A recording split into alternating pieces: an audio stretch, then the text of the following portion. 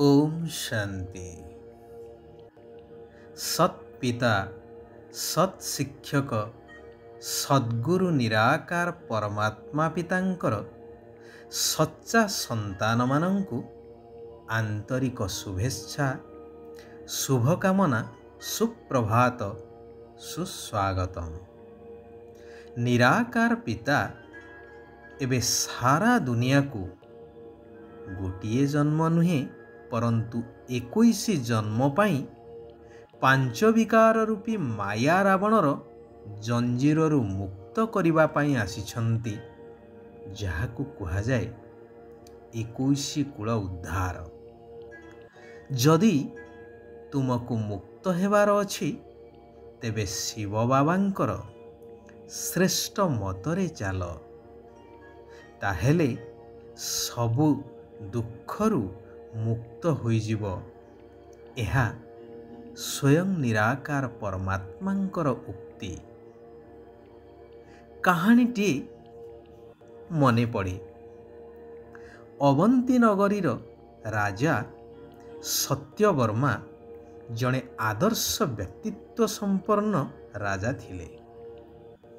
प्रत्येक क्षेत्र रे प्रत्येक वर्गर प्रजामानंक पई संतुलन रक्षा करी सुशासन करुथिले। प्रजामानंकु निजर संतान बा परिवार वर्ग रूपरे देखुथिले। सेथिपाई प्रत्येक नरनारी तांकु बहुत सम्मान करुथिले एवं राज्यर हानि लाभरे आंतरिकतार सहित सहभागी हेउथिले। धर्मपरायणता परोपकारिता दया आदि गुणरे राजा परिपूर्ण थिले। हेले अनेक समय रे तांकर मन उदास रहुथिला, दुखी हो जाउथिला। एहार कारण मध्य से निजे खोजी पाउनथिले। दिने राजगुरुंकु एहार कारण पचारि कहिले, गुरुदेव मु मो जानतरे ए जन्मरे एपरि किछि कर्म करि नाही जद्वारा दुख भोग करिबाकु पड़िबो। आपणको परामर्श मुताबक मु शासन मध्य करुछि, प्रजामानंकर कौनसी अनिष्ट घटिला भली कार्य करू नाही। तेबे न चाहि मध्य मोर मन उदास आउ दुखी काहींकि हे जाउछि। गुरुदेव कहिले, हे राजन, तुमे सिना ए जन्मरे किछि करिना हो, हेले पूर्व जन्मरे अनेकंकु दुख देइछ, ईश्वरंकर अवमानना करिछ। सेथिपाई तुमे न चाहिले मध्य कर्मर हिसाब ताहा अनुसारे तो काम करि चलिबो ना। हिसाब किताब बराबर ही चलिछि। तेणु तुमे एबे प्रत्येक समय रे ईश्वर को स्मरण करि चाल, तेबे तुमर अंतरात्मा को शक्ति मिली जीवो एवं पूर्व जन्मर सबु पाप भस्म होई जीवो। जेपरि नियारे सुना को पकाई सुनारी सुना को शुद्ध करि थाए, एहा हेउछि एकमात्र सहज उपाय दुख अशांति को दूर करिवार। राजन मध्य ईश्वरंको उपरे संपूर्ण निश्चयता रखी प्रत्येक कार्य करि चलिले धीरे धीरे तांको मनरु उदासपणिया आउ दुख विदाय नहीं गला। राजा सदैव खुशी आनंदर अनुभव करिबाकु लागिले एवं प्रजामानंकु मध्य कहि चलिले कि प्रभुंकु स्मरण कर, कर्म करि चाल, तेबे सबु दुख ठारु मुक्त हेइ जिवो। भगवान हेउछन्ति सर्वशक्तिमान, सर्वगुण सर्वशक्तिर सागर, शक्तिर उत्स जेपरि पावर हाउस। गाँरु सहर आदि को पावर सप्लाई करि थाए ना, एवं जी सेथिरे संजोग करि थाए ତାକୁ ତାହା ପ୍ରାପ୍ତ ହେଇଥାଏ। ତାଙ୍କର ଅନ୍ଧକାର ଦୂର ହେବା ସହିତ ଆବଶ୍ୟକତା ଗୁଡ଼ିକ ମଧ୍ୟ ପୂରଣ ହେଇଥାଏ।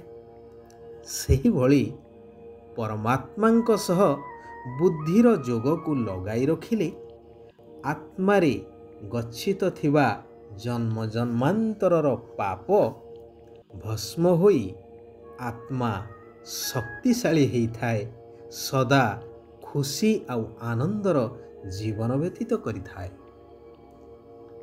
ବର୍ତ୍ତମାନ ଶିବ ବାବା କହୁଛନ୍ତି, ତୁମମାନଙ୍କର ଲକ୍ଷ୍ୟ ବହୁତ ଉଚ୍ଚ।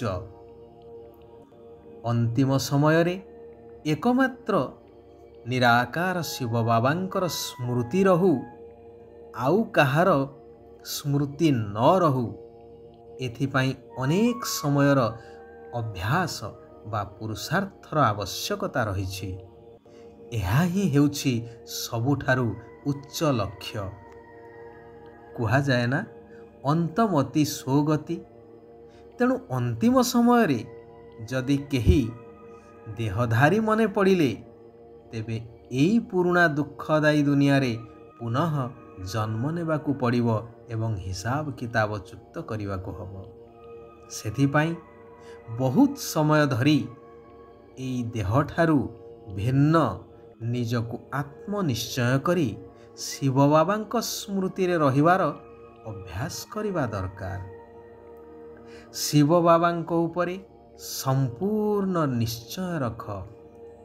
ଯଦି ନିଶ୍ଚୟରେ ଟିକିଏ ମଧ୍ୟ କମ ହେଲା, ତେବେ ଏହି ଉଚ୍ଚ ଲକ୍ଷ୍ୟ ପଥରେ ଚାଲୁ ଚାଲୁ ଅବସ୍ଥା ଟଳମଳ ହୋଇଯିବ, ଯେପରି ପାରଦ ଉପର ତଳ ହୋଇଥାଏ। ବେଳେ ବେଳେ ଖୁସି ରହିବ ତ କେତେବେଳେ ଉଦାସ। କୁହାଯାଏ ନା, ଖୁସି ଜୈସି ଖୁରାକ ନାହିଁ। ତେଣୁ ଖୁସିକୁ ସର୍ବଦା କାଏମ ରଖିବା ପାଇଁ ନିଶ୍ଚୟକୁ ପକ୍କା କରି ଏକ ପିତାଙ୍କ ସ୍ମୃତିରେ ରହିବାର ଅଭ୍ୟାସ କରିବା ଆବଶ୍ୟକ। ଗୀତାରେ ଉଲ୍ଲେଖ ଅଛି ନା, ସର୍ବଧର୍ମଂ ପରିତ୍ୟଜ୍ୟ ମାମେକଂ ଶରଣଂ ବ୍ରଜ। ବାସ୍ତବରେ ଏବେ ସେହି ସମୟ ଉପସ୍ଥିତ ଯେତେବେଳେ କି ସ୍ୱୟଂ ପରମାତ୍ମା ଭଗବାନ କହୁଛନ୍ତି, ସବୁକିଛି ଭୁଲି ଏକ ମୋରି ମତରେ ଚାଲ, ବାକି ଦୁନିଆର ଆଉ କାହାରି ମତରେ କୌଣସି ମତରେ ଚାଲ ନାହିଁ। କାରଣ ସମସ୍ତେ ଅନୁଭବୀ ଦ୍ୱାପର ଯୁଗରୁ ପରମତ, ମନମତ, ଗୁରୁମତ, ଶାସ୍ତ୍ରମତ ଆଦିରେ ଆଜି ପର୍ଯ୍ୟନ୍ତ ଚାଲି ଚାଲି ଆସିଲେ ଲାଭ କେତେ ହେଲା, କ୍ଷତି କେତେ ହେଲା, ଏ କଥା କାହାରିକୁ ଅଛପା ନାହିଁ।